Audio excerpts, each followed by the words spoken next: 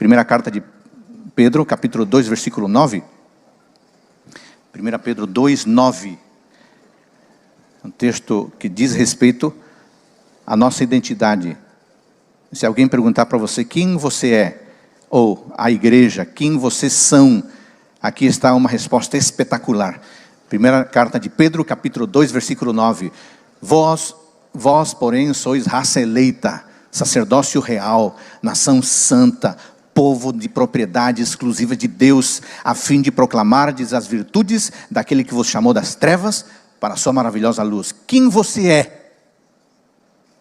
Quem somos nós? Somos raça eleita, somos sacerdócio real, somos nação santa, povo de propriedade exclusiva de Deus. Para quê? Para proclamação. Proclamação do quê? Daquilo que Deus fez em nós, daquilo que Deus fez através de nós. Já que vamos falar de identidade do Adventismo, eu quero começar definindo brevemente o que é identidade. Eu recorri a um conceituado dicionário de filosofia do conhecido Nicola Abaiano. Ele diz que identidade é aquilo que é. Identidade é aquilo que é. Porque é impossível que uma coisa seja e não seja ao mesmo tempo. Gostei da definição simples, prática. Identidade é aquilo que é. Porque é impossível que uma coisa, ou que uma pessoa seja e não seja ao mesmo tempo. Pois bem, seguindo o conceito de Abaiano, no seu dicionário de filosofia, a gente poderia perguntar, quem é a igreja adventista? Eu busquei duas definições. Uma popular, da Wikipedia, que diz que a igreja adventista do sétimo dia é uma denominação cristã protestante, restauracionista, trinitariana, sabatista, mortalista, não cessacionista e aniquilacionista, que se distingue pela observância do sábado como dia do Senhor, o sétimo dia da semana judaico-cristão, sabá, e por sua ênfase na iminente segunda vinda de Jesus Cristo. Você quer saber quem é a igreja adventista? A Wikipedia nos define dessa forma. Essa é a nossa identidade. Agora, eu busquei uma outra definição, que é uma definição nossa. Como é que nós chamamos a nós mesmos? No Tratado de Teologia, aparece esta definição clara. Os adventistas são uma corporação protestante e conservadora de cristãos evangélicos, cuja fé, embasada na Bíblia e centralizada em Cristo, enfatiza a morte expiatória do Salvador, seu ministério no santuário celestial e seu breve retorno para redimir os fiéis. Os adventistas são conhecidos por observar o sábado, enfatizarem a conservação da saúde como parte do dever religioso e por realizarem atividades missionárias ao redor do mundo. É assim que nós definimos a nós mesmos. Na época que eu estava num estudo de pós-graduação, eu cheguei no local da sala de aula e era a primeira semana de aula e a gente conhecendo os colegas, os novos colegas, e cada um se apresentando, e uma senhora muito simpática se apresentou, eu me apresentei, e cada um tinha que dizer a sua religião. Eu me apresentei como Adolfo e disse, eu sou adventista sétimo dia. E a senhora olhou para mim assim e falou, você é adventista? Aqueles que gostam de comer sucrilho? Falei, sim, eu gosto de comer sucrilho. Veja, o que ela puxou da memória? Ele me contou que quando ela era garota, aprendeu com uma família adventista, ela disse, eu aprendi a tomar café de jejum com a família adventista. Até hoje eu faço isso, eu como sucrilho. Então você é da igreja que come sucrilho? Eu disse, claro, entre outras coisas, sucrilho, mas não só sucrilho, né? Veja, nós somos, a nossa constituição identitária é composta de alguns elementos, entre eles a alimentação, mas é assim que nós nos definimos. Agora, amigos, esta ideia do Tratado de Teologia e muitas do slide anterior foram defendidas e vivenciadas por nossos pioneiros. Acontece que já se passaram 175 anos desde que nós surgimos como movimento. É muito tempo. E nesses 175 anos, algumas coisas mudaram. Algumas coisas desapareceram.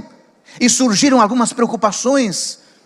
E eu acho que uma preocupação muito grande que incomoda a todos nós, ou que deveria incomodar a todos nós, é a perda ou a diluição da nossa identidade. 20 anos atrás, era muito fácil definir quem era um batista, quem era um presbiteriano, um luterano, um adventista. Hoje, se você colocar enfileirados, quase que diga seu credo, sua profissão de fé, você quase que não consegue identificar mais.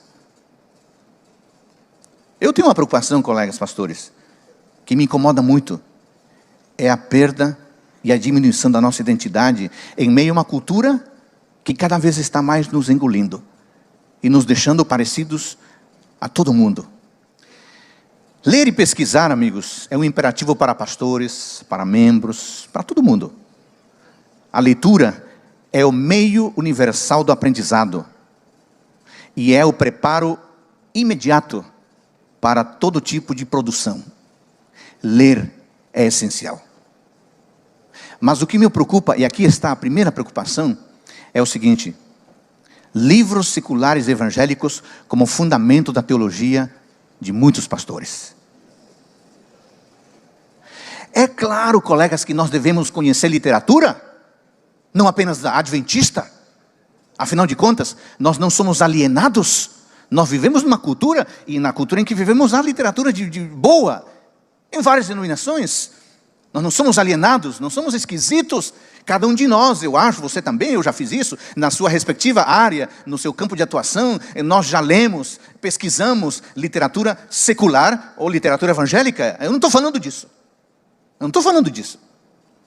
Eu estou falando quando a literatura secular evangélica é tomada como referencial da nossa identidade, como fundamento da nossa visão de mundo, e se torna algo tão essencial que essa literatura secular evangélica passa a se manifestar em nossos textos, em nossos artigos, em nossos sermões, em nossas postagens do Instagram, do Facebook. Você vê pastores que postam de todo tipo de autor, menos adventista e muito menos Ellen White. Você já percebeu que a literatura evangélica se tornou referencial da sua teologia? Agora você pergunta: Adolfo, por que isso é problema? Quando a literatura secular e evangélica se torna o nosso pilar, o nosso fundamento, a base do nosso pensamento bíblico, teológico, sabe o que acontece? Isso significa que a Bíblia, isso significa que autores adventistas, isso significa que Ellen White são colocados de lado. Porque em muita circunstância, em muito tema, não há diálogo entre a literatura evangélica e a literatura adventista. Eu quero destacar aqui 3 pontos nesse sentido. Primeiro, amigos, por melhor intenção que haja na literatura secular, na literatura evangélica, por melhor intenção que haja, lembre, os conceitos que esses livros apresentam, as pressuposições e as finalidades desses autores são muito diferentes dos nossos conceitos, das nossas pressuposições e das nossas finalidades. Por exemplo, um autor secular tem uma visão de mundo muito diferente da nossa, no que diz respeito a Deus, no que diz respeito à família, no que diz respeito a valores, no que diz respeito à espiritualidade, casamento, relacionamento, finança, cuidado do corpo, etc. Essa visão dele ou dela, em algum momento, vai influenciar o meu modo de pensar e a seguir o meu modo de agir. Mas não é só autor secular, não. Uma literatura, um autor evangélico tem uma visão muito diferente da visão adventista, no que diz respeito ao evangelismo, à missão, à adoração, à liturgia, música, dízimos, oferta, oração, leitura da Bíblia, comunhão com Deus, recreação, profecias, estado do ser humano na morte, volta de Jesus, natureza de Cristo. Eles não pensam como nós pensamos, e nós não pensamos como eles. E se nós ficamos lendo essa literatura e tornando essencial a nossa teologia, sabe o que vai acontecer? Em pouco tempo, é essa teologia que não vamos viver. É essa teologia que nós vamos pregar. Esses conceitos serão incorporados em nossas palestras, em nossos sermões, em nossos estudos bíblicos e em nossas postagens. Um segundo ponto que eu queria destacar em relação a esse tema, essa preocupação, e eu queria deixar muito claro: não é pecado citar autores seculares evangélicos. Claro que não é. Alguns de nós fizemos dissertações e teses referenciando autores não adventistas. Eu fiz isso. Mas eu não estou falando disso. Eu não estou falando de você citar ou não citar. Não, esse não é o ponto. O ponto é não fazer desses autores a coluna dorsal do nosso pensamento bíblico-teológico. Não buscar neles exclusivamente o alimento para o nosso próximo sermão. O provérbio popular diz assim: diga-me com quem anda e lhe direi quem você é. Eu acho que ele vale para a leitura também. Seria mais ou menos assim: diga-me que você está lendo e eu lhe direi o que você pensa. Ou, diga-me quais autores você cita e eu lhe direi quais ideias você defende.